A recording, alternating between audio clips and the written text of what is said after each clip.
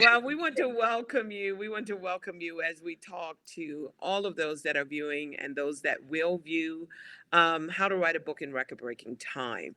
We know that so many people want to be authors Yes. and they're sitting, they have writer's block, but they haven't written one word.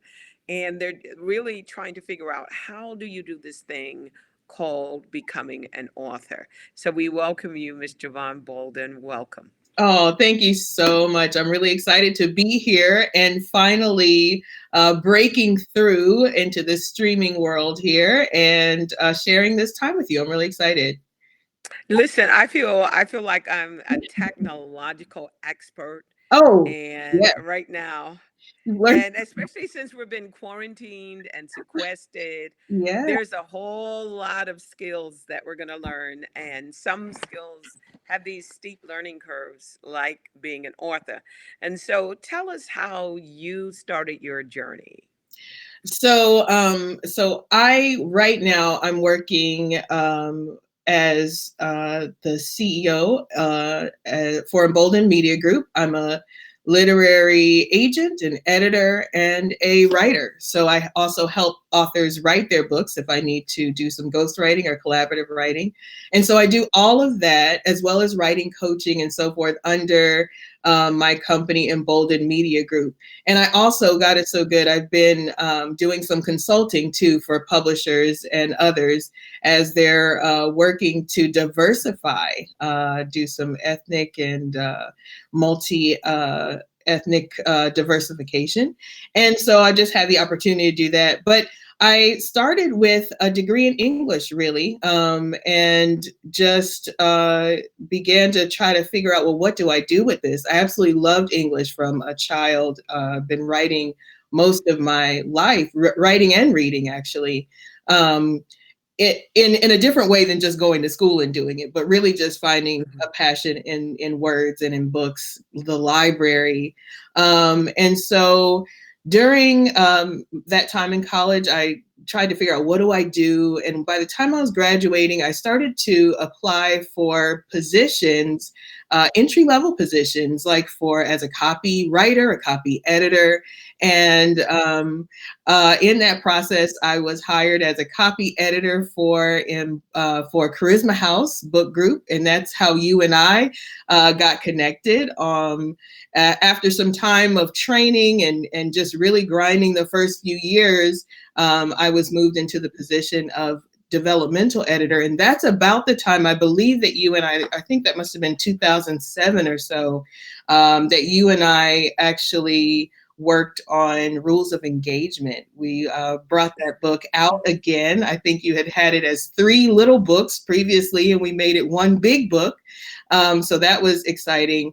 And just since then, just had wonderful supervisors and people just, there to teach me and to train me, to help me. And before leaving, I spent 12 years there. And as I was moving on, I was senior acquisitions editor, who was leading the acquisitions for Charisma House's integrative health imprint called Salome. But as I was growing, I wanted to do some new things, and I reached out and applied for a position at Scholastic as a senior editor for one of their children's nonfiction imprints. And so from there, there was just such a demand still from my work with adult Christian nonfiction that I ended up having to answer the call. And that's when I turned in my notice at Scholastic and said, I'm going to go ahead and launch into my own thing with Embolden Media Group. And since then, it's just been really a wonderful, challenging experience being an entrepreneur. But it's just been absolutely wonderful so that I can be able to serve authors without being limited on the work I can do and what I can say and how I can Mhm. advise. So it's been really great. Yeah, it's a steep learning curve, isn't it, when it comes to being an author and then moving from just writing or editing into what you do. It's fantastic. I talk about being a threat, but you're a quadruple threat. Yes. You write, Yeah. you know, and you represent the authors, Yes. of course, Mm. and you do so much. All right, so. I always say great writers or great authors are great readers. Yes. So, what book are you reading now? Wow, it's so I'm actually in the middle of reading a book called The Color of Compromise by Jamar Tisby.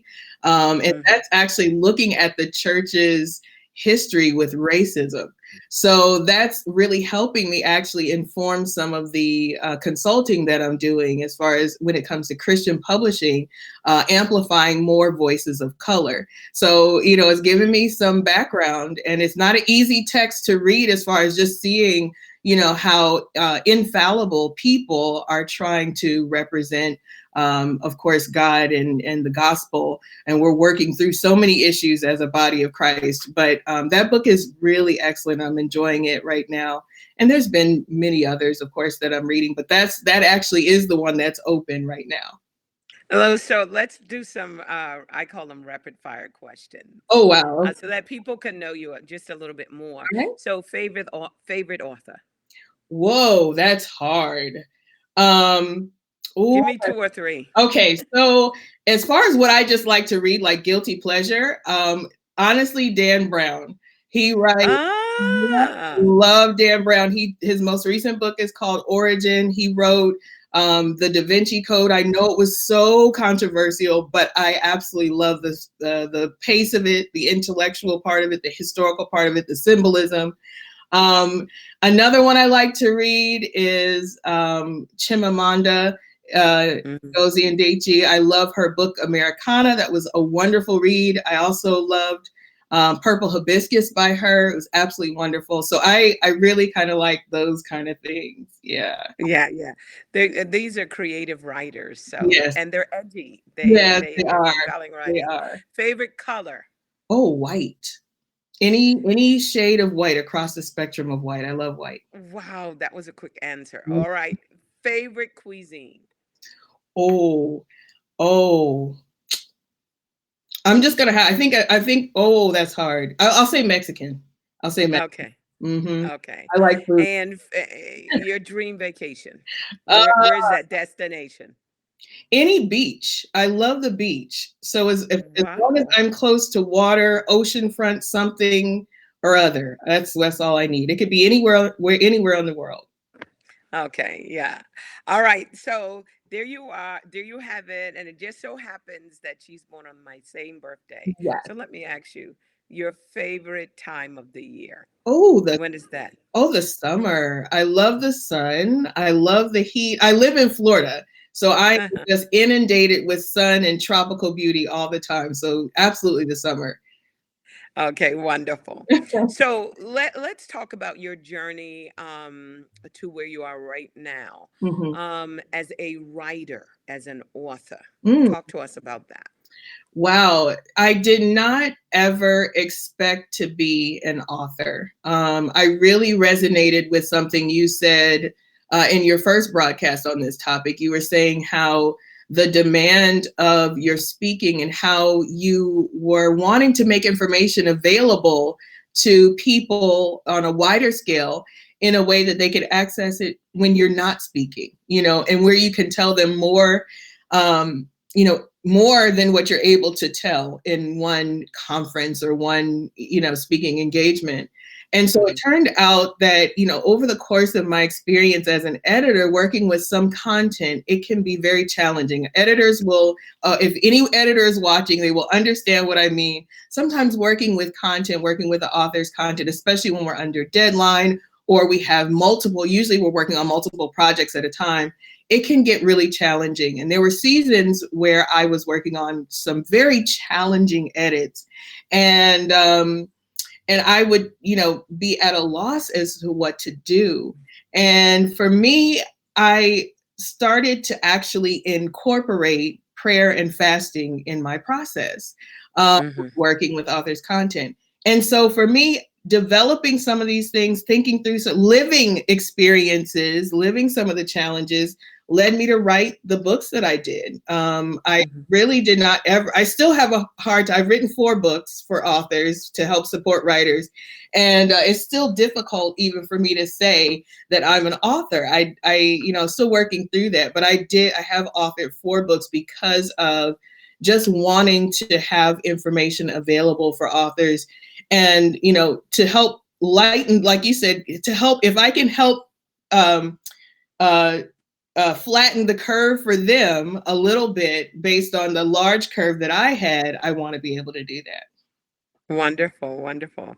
We have so many people online. I want to give a shout out to Miss Ruby Smith, all the way from Bermuda, Levi Harrell, that's here, Jacqueline Was Woodsworth, Yeah, Wordsworth. Wow, Wordsworth. Yes, Jacqueline yes. Wordsworth. That's really great. Yana King, Danette Webb, and Jolene. I want to give a shout out to those. Jeanette also, Bachner. And there are so many people that are online, but I just wanted to give a shout out to them. A lot of questions are coming in, so I want to take these questions. One of the first ones: how did you get started in book publishing, editing, writing, and now a literary agent? You've already answered that question, Mhm. but here's the next question: how long have you been in the industry? So I started in 2003, and have been working ever since. So about a little over 16 years, a little over 16 Yeah, yeah, that's so good. years. How do you see the world of publishing evolving in the next 2 decades? Wow, that's a big question. Publishing is sort of like evolving even as we speak. So that's a little bit difficult for me to answer. Um, but I can, even as we're looking at how we're changing day by day, some things are just going to stay the same. The needs of people, we're always going Mm, to need to be seen and feel like we're a part of something bigger. There's some things as far as trends to what we're writing and publishing are not going to change. But maybe how we get the message out to our readers is changing even now. Publishers don't have the same reach that they had before. Now it's the author who has the direct reach with their readers, and more publishers are depending on authors to bring in the engagement, bring in the sales and marketing and promotion, because they have a pulse on their target readers. So that's such a big question. We've seen changes, obviously, with technology. We've got our iPads and tablets and phones and different things we're looking at. Audiobooks are growing. But it seems, just from what the trends are saying, books, as far as print books, are going to be something that we just have, we just love. We cherish print books. It's hard for us to let those go. Of course, I know you probably travel. Well, you do travel so much. A lot of people who travel a lot, they use their tablets and things like that just to have mhm. all of their books with them. But for the most part, that trend, it ebooks took off for a minute and just went crazy, but it literally is starting to flatten out a little bit to where and Mm. print book sales are still soaring. So yeah, that's kind of how I can answer. That's good to know. Yeah, it's Yeah, hard to determine because it's changed yeah, so much. Yeah. yeah. So here's another question: what are some common pitfalls new authors face? Okay. I'm going to, let's see. Oh, the pitfalls. So a lot of times people feel like, yes, I want to write, but I don't know exactly where to start. So some of the pitfalls can fall into not doing the research that you need to do to see where Yes. the need is and how you can meet it. Another pitfall comes where authors want to write from here and from their heart, from what they feel they want people to know versus giving people what they need, what their heart is crying for, what they're desiring. Um, a lot of times when I'm even doing, when I'm looking at queries as an agent, or when I was an acquisitions editor, a lot of times authors would say, well, this is what I feel God told me to do. And, but it's almost like, well, what do your readers need? Because really at the end of the day, if you're writing a book, you're writing it and you want to publish it, you're writing it for someone. So it's very important for you to kind of for new authors to stay connected with people's felt need versus what you say, I want them to know. Um, Mm-hmm. the other thing that can happen is you can be writing in a vacuum where you're not building a platform while you're writing. So by the time you're getting ready to release your book and sell your book, you don't have an audience, and the book will not go where you want it to go. It won't sell. So it's very important, even during the writing process and before you even begin to write, that you're kind of moving in the vein of the message that you're writing. So doing social media work, doing guest podcasting, guest blogging, really building up your audience so that people will know about who you are, the message that you're telling, and they'll be excited about the book when it's ready to release. The other thing that I've also noticed is we just kind of mentioned this, but authors, people who want to write, not being readers, that will never work. The best writers are avid readers. You must be reading, and reading widely, not only reading books within a certain genre, but getting experience with memoir and fiction, and getting experience with creative nonfiction, and all various genres, so that you can see what's out there. One of the things that kind of is it ends up being sort of like an almost immediate pass when it comes to editing and I'm sorry, acquisitions and agenting, is that I end up seeing authors say, my idea is so absolutely unique. No one has ever written this before. And that, when I read that, I almost know right away they've not read very much. They don't know what else is out there. And so it's so, I think that's in King Solomon said that there's nothing new under the sun. Mm-hmm. In book publishing, to some degree, that's almost true. So very important for you to know the landscape of publishing as you're writing your book. Um, Another thing, some wanting writing to be easy. Writing is not necessarily easy. Wanting the writing to just flow nonstop. I want to, it is possible on some projects, especially when it's something you're very, very familiar with and it doesn't take you a lot to put out. You can write a book very quickly. We're talking about writing a bestseller in record-breaking time. If you're wanting to do that, you need to be writing on something that you can tell someone to do in your sleep, something that is easy for you, but may be hard for someone else. But there are other projects that require research, that require you really putting in some time, and it may not be easy, but that does not mean you shouldn't do it.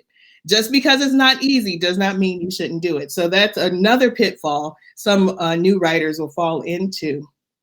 Another thing is, using strange and ambiguous names on your social media profile or your website address. We really just want to be able to find you. Mm-hmm. Agents, editors, event coordinators, your readers, your fans, they just want to be able to look you up and find you by Yeah. name. So my recommendation there is to use your name as all of those handles. And the last thing I'll say is, new writers sometimes give up too early. Don't give up. Be persistent. Learn your craft. Get better at it. Seek out accountability and feedback and help, and keep pursuing that. If you feel like this is what you are called to do, be persistent and don't give up. That's some good stuff. I tell people you've got to write every day. Yeah. And practice, using different writing styles. And like you said, for new writers, I tell them start with something simple, Yes. either a simple blog or Facebook. Yeah. and be very specific with the topic. And then my favorite is Twitter. Yeah. To be able to take one concept, 140 characters, It's now. and that will train that will discipline your mind all day long. What do you want to say? Yeah. Yeah. Yeah. And keep it concise and targeted. I want Hmm. to point this out to the writers. There are flash fiction and flash nonfiction activities and groups and things like that that you can find on Twitter that really require you to almost tell a full story in one tweet. And so that is a really great practice to participate in. And even as I think about my writing, you're right, Dr. Trimm. I had been blogging since 2006. Um, Mm. yeah, That's a long time. yeah. And so by the time I was thinking about putting a book together, you're talking about, writing writing a book in record breaking time. If you are practiced in your writing and you have been writing on a similar topic for a long time, you can put together a book really quickly. So I was able to pull on my blog articles for some of the books that I have prepared for writers. So yeah, absolutely agree Yeah. with that. Here's another pitfall. Finding just an English major with no writing skills, no book writing skills to edit your book. Oh, Because you've got besides oh yeah, syntax, it's structure. I mean, writing a book is a different animal yes, than just writing a paper or writing a thesis in as much as you're taking the reader on a journey. yes. So finding a friend, an auntie, a cousin Mhm, who's really, really good mhm, at English that yeah. can catch typos Mhm. is not the same thing as hiring an editor. Yes, that's very good. Because an editor will have skill. And just being an English is just like you were able to say, look, I was an English major, Mhm, but it took me 16 years to get some mastery mhm. in the area of writing. And so it's really to acknowledge that you do and you should pay for a good editor. If you don't Absolutely. pay for anything else, pay money for a good editor. And if you don't have all of the resources, financial resources, save up. Yeah. Even if you're self-publishing. And another pitfall is to call a journal a book, Oh, yeah. a personal journal a book, Mhm, mhm, or to call a booklet mhm, a book, mhm, a book. mhm, mhm, You've gotta, I've seen it with a lot of authors that will say, I've got 15,000 words and a beautiful cover, mhm, but that is not a book. It will never stand mhm. out there. And then, you're competing every year. A 500,000 books are flooding the market. 1.5 million books are published a year, and it's growing. And it's flooding, Yes. flooding, Mhm, flooding, and a quarter of a million of which is United States of America. mhm. And I meant to say 1.5. I meant to say 1.5, Mhm, but a quarter of a million of those are being published in the United States of America. mhm, So that'll give an indication of the type of competition in this space. mhm. It's a huge a level of competition, and for new writers, you've got to be able to offer a perspective that is not out there. And remember, you're not competing with your cousin or your friend. You're competing with the Dan Browns. You're Yes, competing with the absolutely. J.K. Mhm, Rollins. mhm. You're competing with these great authors that have recognition in the marketplace. And that's what you're trying to get. You're trying to get your readership up. You want people, it's one thing to publish. So you could publish a book all day long. After the publishing comes the sale. Mhm, You've got to be able to sell the book. mhm. And that's just a publisher cannot guarantee you sales. They can guarantee you publishing. Mhm. And I learned that. Yeah, yeah. They Publishing is definitely. you got to sell, you Yeah, got to go out there and you've got to put some traction on some sidewalks, yeah. some virtual sidewalks. And Absolutely. you got to be able to sell that book. Yes. You have to sell it. If not, it's not going to get sold. Yeah. So, all right, let me ask a couple of other questions. Um, if a person wants to connect with you, and there's a lot of people that are online and are going to hear this, how can they connect with you if they Well, want your services? yeah, so I am available everywhere. Social media, of course, we can connect that way. Jevon Bolden, just Instagram, Facebook, Twitter, Tumblr. And my website is jevonbolden.com. And I do offer coaching sessions, consulting sessions if you want to talk about your book idea and you're still trying to figure things out. I am also, you can also look up emboldenmediagroup.com. That's where all of the publishing services are going to be. So yeah, and you can connect directly on my website.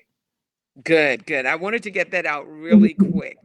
Now, here's another question. How do you stay creative and combat distractions? That's discipline. I think it really, it comes down to you saying, okay, I must do this. So writing does not take place unless you need to still your mind and you need to sit down and write. There are a number of ways that people are writing books because we all flow differently, create when it comes to creative work. Some people absolutely, they have to be active or they have to move. So always have a pen and paper with you.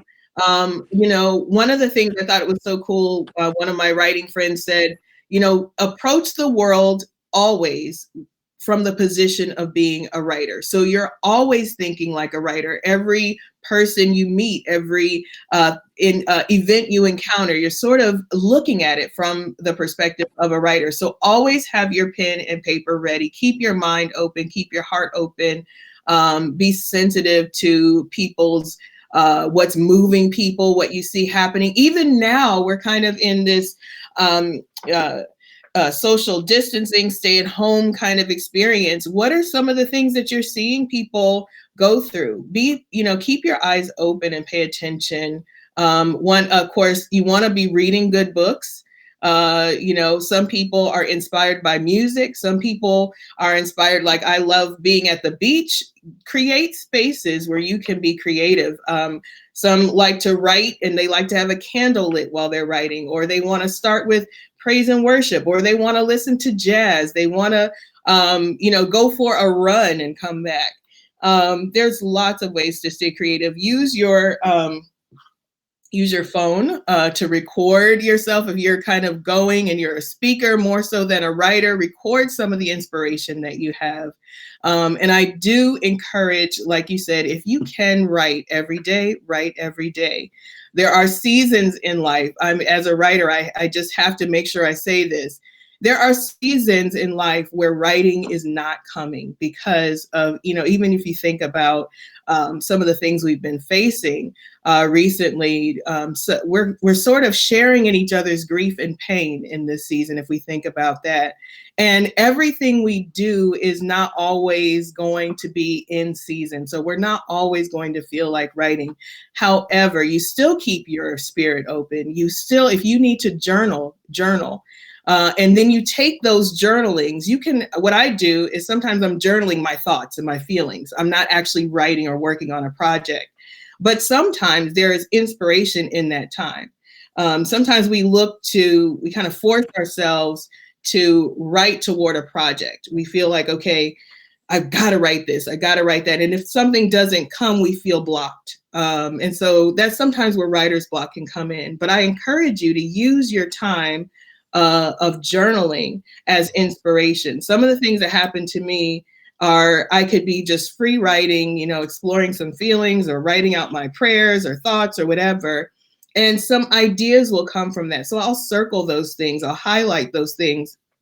And then the next time I sit down to write for a project, I pull those ideas out and I flesh them out. I may do some research. I may read some things to kind of get juices flowing. I may talk to a friend. I may participate in a webinar or some type of workshop. So those are lots of ways to stay engaged, to stay creative. Just really go for a walk. That's another way to stay engaged and creative.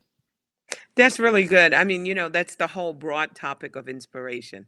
So let me ask you a philosophical question. Okay. Where does inspiration come from?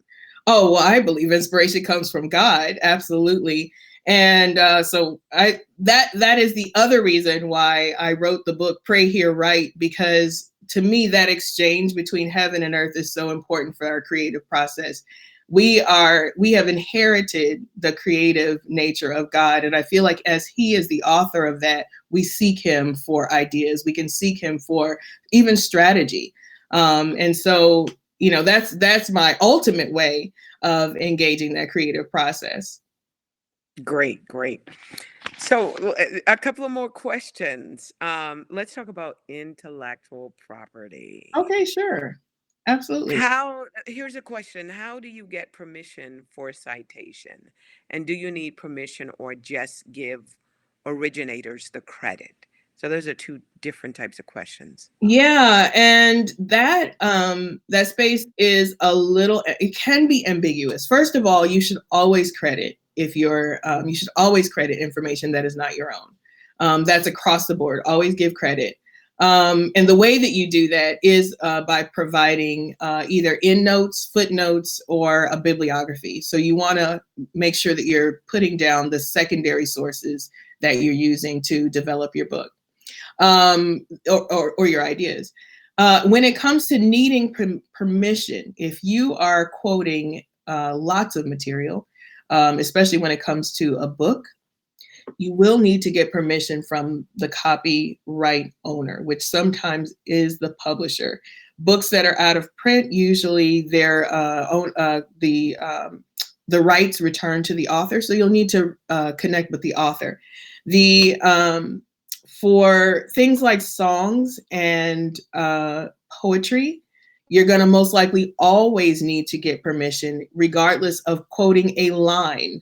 So some of the things that govern this permissions realm, I guess, this, whether you get permission or not, is part of our U.S. copyright law called fair use. And fair use is really about if you are quoting or repeating the essence of a piece, you need to get permission. And so that's why it's like we can't say word count. If you're quoting this much or that much, it's hard to really say. So it's very important to actually just research the publisher. Sometimes the publisher will have guidelines on there. They'll usually have like a um, permissions request page, something like that. And they usually have guidelines. You don't have to seek permission for if you're their guidelines will say this. This is not me saying that. Their guidelines could say something like, if you're quoting less than 300 words, you don't need to get permission. But for the most part, it is your due diligence as an author to make sure that you're honoring someone else's intellectual property by either giving them credit or seeking that permission. And there is sometimes a cost for that, especially when it comes to songs and poetry. There are print licenses that can cost hundreds of dollars to be able to quote that material in a book. So most of the time, I don't recommend that you quote songs or poetry in a book. That's Yeah, yeah, the way. Come up yeah, with your original ideas. yeah.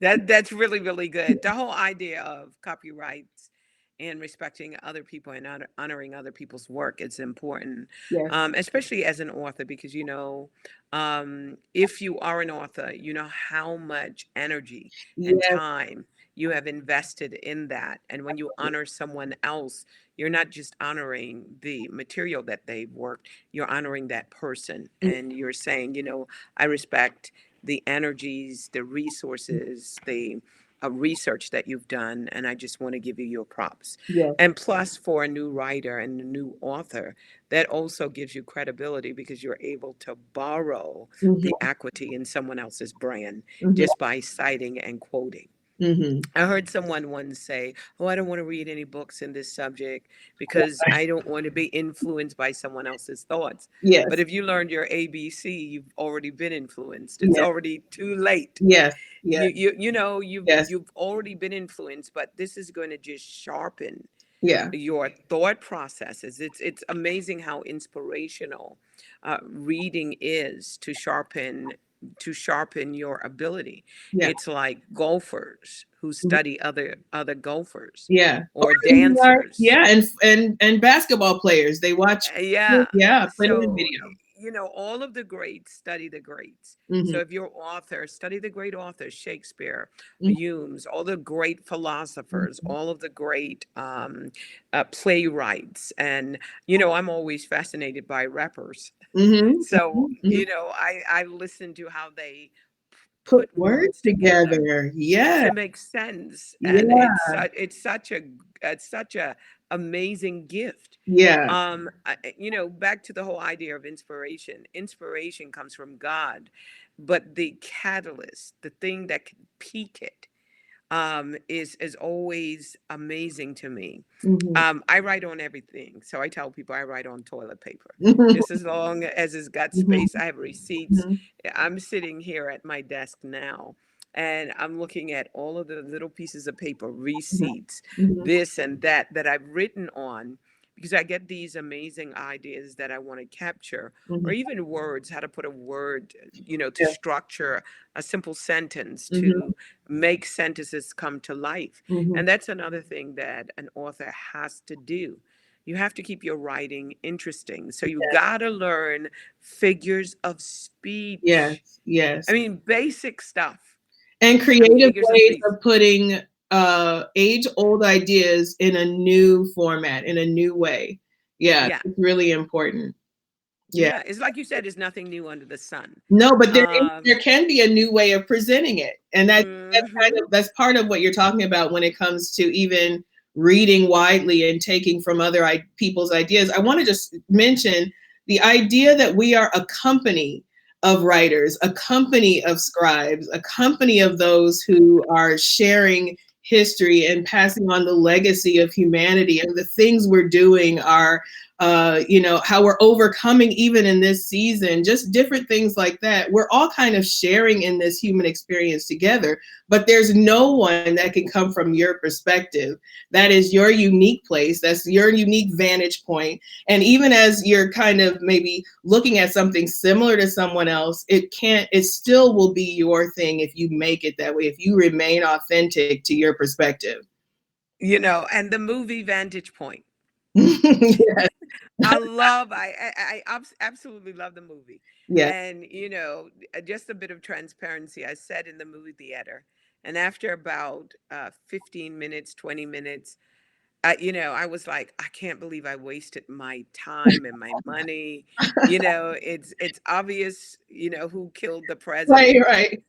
I saw it with my eyes. Right, So did right. these Yeah. people. Yeah. But it's interesting, the whole idea of having a vantage point Yes. that we interpret differently. We not only can see the same thing, but it's how we interpret it. And Mhm. it's all the experiences that we have and the education and our perspective. Once you bring that together, you've got something that's so unique. Yes. To me, it's like baking.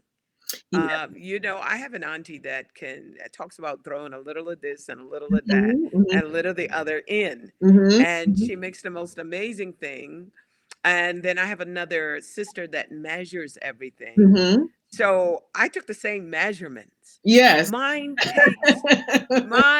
tastes totally different. Mhm, It's mhm. it's how she stirs it and how Yeah. how when she folds it in Mhm. that makes it so unique. Yes. So we have the same ingredients. Yes. We've got the letters of the alphabet. That's right. Yeah. We've got the words from a Mhm. dictionary. Yes. Mhm. It's how we mix it and Yeah. fold it and we put it together.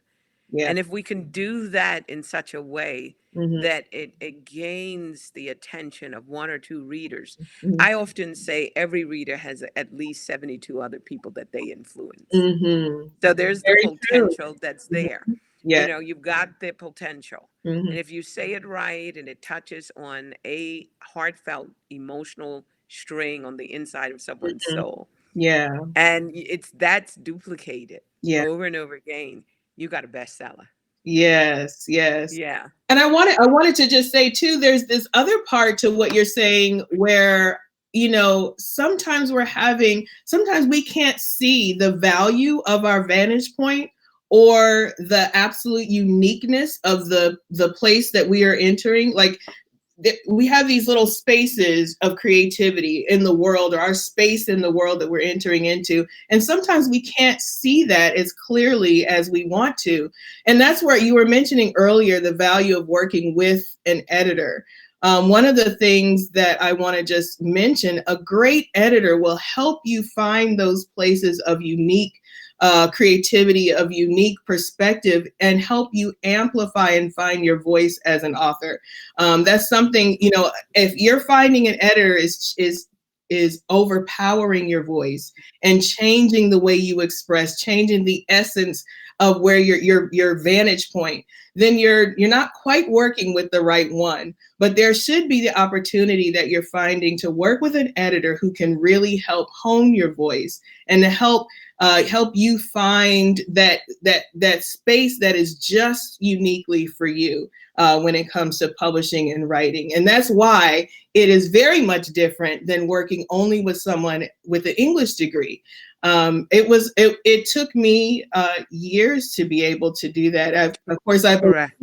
I believe that God has given me a special ability, just like many other editors. But it is not the same as being just having an English degree. Exactly. I learned quite a bit working with trends and working with authors to figure out, how do I pull that out of this author? How do I help them fine tune their message so that their vantage point is clear, so that the unique selling point is amplified and elevated. You know, And that's so, and that's a lot of work. That's a lot of hard work. yeah, it is. I once had a person to say, "Look, I'm just writing because this is what God wanted me to do, and I don't care who reads it." Yeah. And I said, "Well, that's what you call a journal." Yes. Yeah. If you don't care who reads it, it's called a personal journal. Yeah.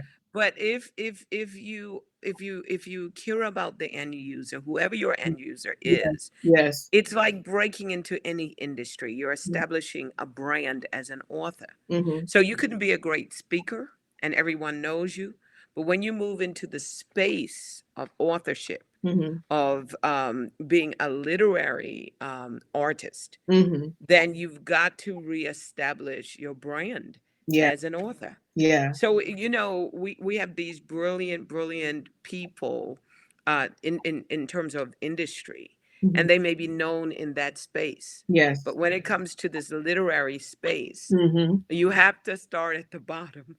Yes. Literally, you start at the bottom, Yeah. but you start with faith. If you have a Mm-hmm. message and it's a heartfelt message, and you feel like it can change people's lives, or you can add to, say, the entertainment element, Mm-hmm. because there are nonfiction writers Mm-hmm. that are there for entertainment, and sometimes you're using entertainment to educate. Mm-hmm. But however you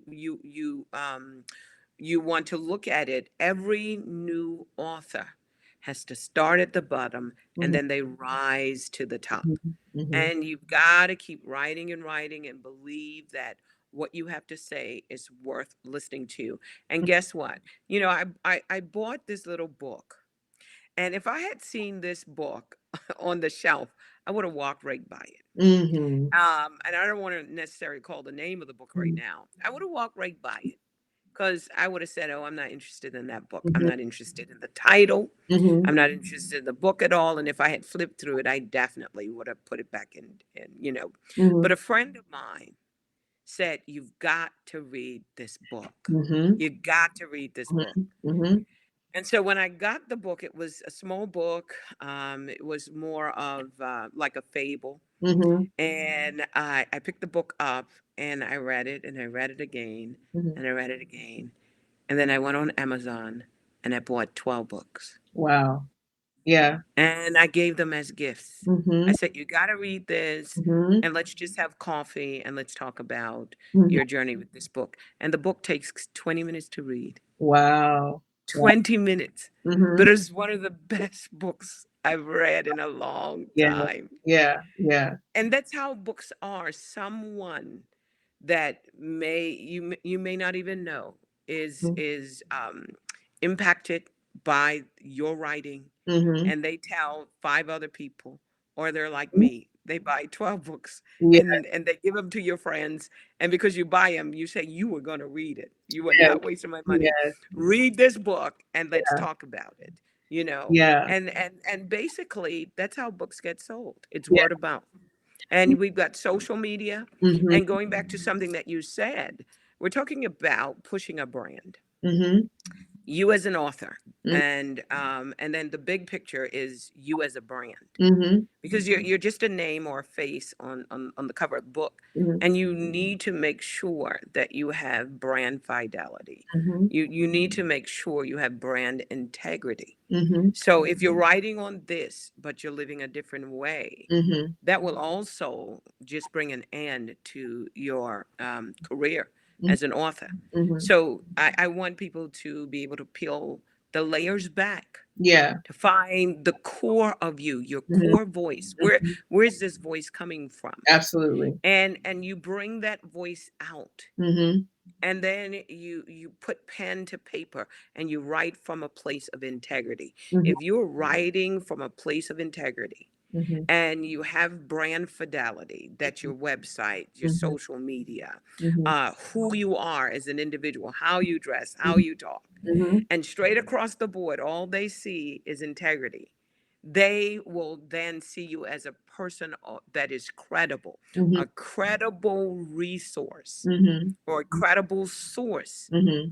for, and then it's the X, Y, and Z, Right. whatever your X, Y, and Absolutely. Z is. And Mhm, that's all people are looking for, a mhm, credible source. mhm, Even when it comes to fiction writers. mhm, Nonfiction writer is one thing. Fiction writers, they're looking for the same thing. mhm. They want to know that the author is a credible source Yeah. and that they can rely on you and that you're not going to show up, Mhm. as a serial something, Yes. you know, Yeah, anything that you want to throw yeah, behind the yeah, cereal. yeah. But you want to do the work. You want to do the personal work. I call it going 12 levels deep. Mhm, And you want to do the personal work when it comes to your personal mhm, brand. mhm, And then find your voice. Refuse to be. Resist the seduction of being a quotation mark of mhm, someone else's mhm, voice. mhm, Refuse to be an echo. mhm, Find your voice mhm, and then build your own platform. If there is no platform that is out there made available, build your own and don't be afraid, because there's always someone like you that's out there that doesn't have a voice and they will use you as a voice. mhm, Okay, two more questions. We can mhm. go on and go on. Self-publishing. Yes. Pros and cons, self-publishing and then going through traditional publishing. Let's talk about pros and cons for both. Okay, okay. So self-publishing can be done very well. It's growing significantly. It is creating huge competition for traditional publishing. Authors are able to manage their own inventory, their own income. They can publish as well as a publisher does. There can, depending on who you have on what I call your publishing dream team, whoever you employ there, your work can look just like a published author's. It does not have to be different. There are loads of resources, people like me who can do high quality books. Um, so the downside is that everyone can do it. And so there is a great disparity in quality when it comes to self-published books. There's sort of, when it comes to traditional publishing, there are standards. There are very clear standards. There are clear professionals who are, have their mastery of the thing that they manage, from sales, marketing, editorial, that kind of thing. And so there's a standard set. There's also a standard when it comes to platform, like you were just talking, building that brand. For traditional publishing, you must have that in order. That must be the case. And yes, even the integrity, even the authenticity of connecting with people on a real level, all of that is vetted when it comes to traditional publishing. For self-publishing, it's not so much. Anyone can write a book. But I think, the other positive about that is that there's so much room for us to have our voices established. One of the things you mentioned that I thought was so important is the idea that you may not be called to reach the masses, millions of people. However, what you write can reach the hundreds, the thousands that are necessary who needed your message to go to a next level in life. And those may open up opportunities for you as an independent author, as a published author, even opportunities to speak and to coach, to consult, to do all kinds of things to kind of take you into a larger sphere of life and influence. But, the two, of course, with self-publishing, you are investing in yourself. You're paying for the editing, you're paying for the book cover designing, and who you choose to work with is completely up to you. So that's why, as Dr. Trimm had already said, you should work with a professional editor, someone who, if you don't do anything else, I completely agree. The other thing I think that is very important in self-publishing is getting an excellent book cover. You can get an excellent book cover from an excellent freelance book cover designer. Those are the things that sell your book, that get people's attention. So with traditional publishing, all of that is figured out for you. You do not have to invest in that, except when it comes to your platform, except when it comes to making sure that you're speaking, making sure that you're communicating your message in your social media pages and so forth. But they will pay, part of their investment, which they do want to make back, is investing in the editorial, investing in the marketing, investing in the distribution, getting your books into the bookstores, both nationally and internationally. That's the work that a publisher will do for you as they're investing in you. Of course, just like any good business minded person would do, they're investing in people who they know they will get the investment back. That's why they want a high return on their investment. So that they can stay profitable and so that the author can stay profitable, making good business decisions. So traditional publishing has a lot of those standards, a lot of those requirements. So when it comes to self-publishing, a lot of that is moved out of the way. However, your responsibility as an author, I believe, is even higher when it comes to self-publishing. Make sure that you're looking to write books that really will impact people, that really will meet a felt need, and that you are working with high quality book publishing professionals. And there are lots available right now who are working independently. Yeah. So last questions. Mm-hmm. Rights, royalties, Oh, advances. okay. So let's talk about advances. So you get a book deal. Mm-hmm. And once you get a book deal, does a publisher determine an advance? Oh, so a publisher will make projections on what they think your book will sell in the first year. And that's sort of how they build their budget for your book. Because again, they want to make good business decisions, and they should. So they will determine, we think that the book may sell this much, so we will give the author this much of an advance, knowing that they, of course, will get it back. So you get an advance on royalties, which means you don't actually see a royalties check until you have earned back that advance. The advance. It is literally a sort of like a loan. And so a payday advance, if you will. So it's very important that you know that you are working hard as an author. So once your book comes out, the work is just beginning, really. And so So yeah, that's basically how the advance works. They're giving an advance based on what they know they will earn back. Mm-hmm. Mm-hmm. Mhm. Royalties.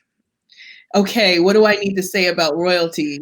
And just anything you need the new Okay. author to understand how royalties work. So for self-publishing, an author will pretty much, you earn what what the price is on the book. For traditionally published authors, they are earning a percentage of the retail on the book. And so after the printing costs are paid, after the discount at the bookstore, after paying the editor and all of the things and the marketing and the PR and the promotions and all that, then the author gets the net amount off of that book sale. And so each book unit, each individual book has a breakdown. And so the author will get a certain percentage of that retail price. Usually for new authors, it could be anything from 12, starting 12, 14, 16% or so, usually 12 or 14% royalty rate. Start. Hmm. Mhm. Yeah. Yeah. Okay. So So it doesn't my sound like I'm sorry, it could average out to be about $1 and some change per book sale hmm after at the end of the day. So yeah, the hmm publisher takes a good chunk out to repay themselves for the work that they're doing on your behalf. yes, it's net. Net. Yeah, it's net. So you do Okay, have and to, then if you're doing traditional publishing, you really do want to work toward being a bestseller, so that so that your royalty checks are looking very, very full and lovely. yeah, yeah, yeah. Then talking about rights and buying, if you're traditionally published and you buy your rights back, or you might want to publish in a different language. Mm, Let's talk a little bit about that, because there are some people that still don't understand that process. mhm, The whole idea of it being published in mhm. German, or in French or Portuguese, anything like that. Yeah. So the publisher, so a publisher in Germany, for example, may see Mhm. your book and they may want to have it published in their language. So they would approach the rights person or the foreign rights person in the publishing house that if you're a traditionally published author, your publisher, they will contact them and they will request to have those rights. So they will purchase those rights. And so there would be a separate contract drawn up, and you would earn those royalties from those sales. It's a different rate. It's a different clause even in the contract when it comes to what is earned by the author when it comes to foreign rights and foreign sales. So, Mhm. but they have to purchase those rights. The foreign publisher has to purchase those rights in order to be able to publish it in their language and in their country. They have their own copyright laws. They have, it's the whole thing. Yeah. They're Yeah. really, being mindful of. Yeah. Yeah. Mhm, All right. Icing on the cake. So we've talked about a lot, and I wish that we had more time. And I can't wait to invite you back so that we can continue to excavate the whole topic mhm, of writing and being a published author, whether it's self published or traditional. mhm, Um, but one of the things that I wanted to encourage everyone to do is just write.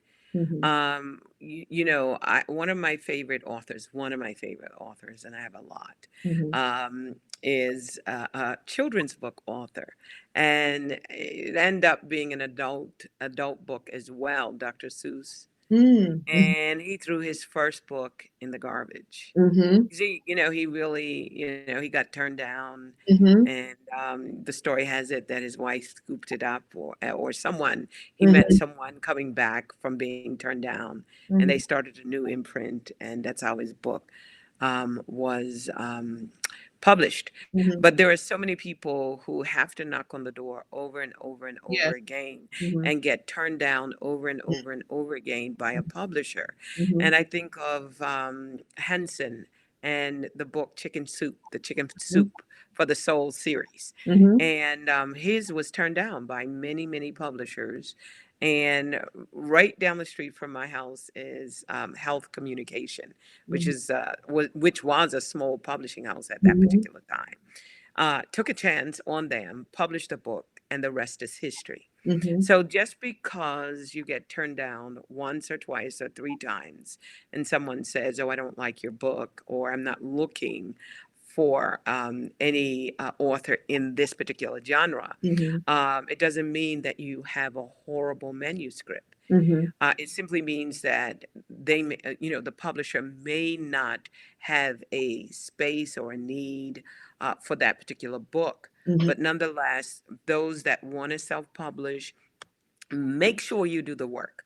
Make sure Absolutely. you hire the best editor. Yes. Make sure you look at the cover, and Mhm. I know some people that do bang up jobs. I mean, 99 Designs, they do bang up jobs Mhm. with covers. Mhm. It used to be that they were very inexpensive, but they're getting more expensive now. Yes, yes. But they You do start pay for low it. and then they scale down. Yeah, yeah, you So they do. built in the whole idea of scalability. Yes, But absolutely. but it doesn't matter whether you're a first time author or you're a sophomoric author or you're a veteran author. It doesn't matter. Mhm. You still have to go through the same processes, do the same thing. Mhm. And if you want to write a best selling book, you write a best selling book. You put the energy in, That's you right. put the time in, the research in, you sequester your own self, you build in focus, Mhm. discipline, a lot of persistence, read a lot. Mhm. But I'm saying in today's modern world, see a book as a business card and a Yeah. business catalyst. Mhm. See it as both. Mhm. That a book is not the end all, it's the beginning Getting. of something Mhm. that can evolve. Mhm. Nowadays you have books that are turning into blockbusting movies, they're Mhm. turning into plays, Mhm. and then it's all the derivatives that come from that, the toys, the clothing. Mhm. And so when you're thinking of your book, think of it as a business card that gets you somewhere, Mhm. into some space, into some conversation. Think Mhm. of your book that way. And then, secondly, think of it as a business catalyst. Mhm. It's going to bring more business to you. What does that look like? I So, think start off with a vision, you'll also start off get with a out. long term vision. You'll Go also ahead. get out of it. You'll get out of it what you put into it. So if Yep. you're not looking at it as a business catalyst, as an opportunity for so much more, you're not going to get out of it. You're not going to get out of it you're not going to get out of it what you Hmm. don't invest into it. So Yeah. yeah. Yeah. Mm. And so we're making available one of my networks, one of my colleagues, and we share the same birthday. So I think Yeah. she's an awesome person. Born in July. Yes. We love gifts. A gift is our love It language. July is. 10th. That is so July 10th true. is a global holiday, it's an international holiday. Absolutely. Yeah, but here is Jevon Bolden. She has a business. She's got skills. She's got talent. I could recommend her. She was my first editor of the Rules of Engagement book, which is an evergreen book. Yes, It's still selling today. yes, yes. God's thumbprint is on it, and Mhm, her thumbprint is on it as well. mhm, And she has a company that you can use for whether it's editing or whether it is pitching your book or mhm, helping you to think through, or you want to consult with her. mhm, I will highly recommend her. She's true to her word. She's a professional. I've met so many people that I would never recommend to anybody, but I recommend her. She's one of the best in the industry. I want to salute you. Thank you oh, so much. thank We made it you. through. We persevered Yes, yes, through our little hiccup. And for yes. all of you that are there, we want to give you an opportunity. If you have a question, I'm looking at Toya, Moffat, Levi that's there, Mhm, Shamalia, Detria, Lawanza, that's a pretty name. But if you have any question, we're going to be wrapping it up in about 2 minutes. And if you have a question you'd like to ask, thank you, Detria, for thanking us. Detria is thanking both of us. Thank you Oh, so much. it's And Levi said, see a book as a business card, absolutely, and a business catalyst. You mhm, know, think big. Drop your book into a larger vision. And where do you want to go? Where and how can this book take you there? mhm, If the book cannot take you there and can't get you there, then you don't want to write it. But if it can get you to your next, write the book. absolutely. And, you know, while I'm at it, let's talk about Vanity Press too, where you Oh, can hire a publishing company, you but can. pay them. You can. And I think, I don't know, I would not claim to have any expertise outside of the fact that I do provide services. However, I do not, it's all work for hire. The work that I do for on behalf Hmm. of the author is all work for hire. You own everything, it's all yours. I don't have a lot of experience when it comes to vanity presses because my experience to even get to where I am was in traditional publishing. I Hmm. have heard that authors should beware of working with some, make sure that they have a good track record, just like you would work with any other professional. Hmm. But I absolutely believe in getting a team around you that can help you be better than you can make yourself. I think that we Hmm. all can really contribute to each other's success in that way. So if there is a company that has high integrity that will help you get your book done, get it done well and help you market it or whatever you need, you should do it. However, I would not be able to say, watch out for this company or that company. And I know that sometimes vanity presses, when people hear that, there's a little bit of a stigma. However, there are people doing fantastic work who have great hearts for authors that are doing really Hmm. good in that field. So, yeah. That's great. Hmm. Let's see. This is great information. I focus on writing books for others, but I need the information provided tonight. That's very good. Uh, Zing Zinga Hmm. Jackson. Very good. Thank you. I honestly prefer self-publishing, and you gain more of the royalties. Great and looking wonderful. All right. Thanks, everybody. Any last words? And please give everyone your information on how they can connect with you. Absolutely. So reach out to me at jevonbolden.com. You can follow me on Facebook. I'm Jevon Bolden, editor, writer, literary agent. I have a Facebook page. Also, you can connect with my company, Embolden Media Group. We're in social media as well. And I also want to mention I have a writing community where I actually coach writers, do group coaching, and I do monthly one-on-one coaching with authors. We're about to head right into a 7-day challenge. They don't know this yet. This is first news right now. We're headed into a 7-day writing challenge to help them write content for their memoirs. We have several authors in our group who are writing their own story, and we want to do it the right way. So I have a workshop coming up with one of my favorite author friends. She's a fantastic writer. She's going to do a workshop for us on memoir writing. And so we do that once a month in Numa Writers. And well, more than once a month. It just depends on whatever is available. And we have a great lineup this year. So I also wanted to mention Numa Writers, PNEUMA Writers.com. So, yeah. Wonderful. Well, thanks once again. It's been such a pleasure to do life with you. Those of you Yes. that are sequestered or quarantined, be safe, be happy, be healthy, and be blessed. Until we meet again, God bless you all. Thanks for tuning in. Bye bye for Bye now. bye.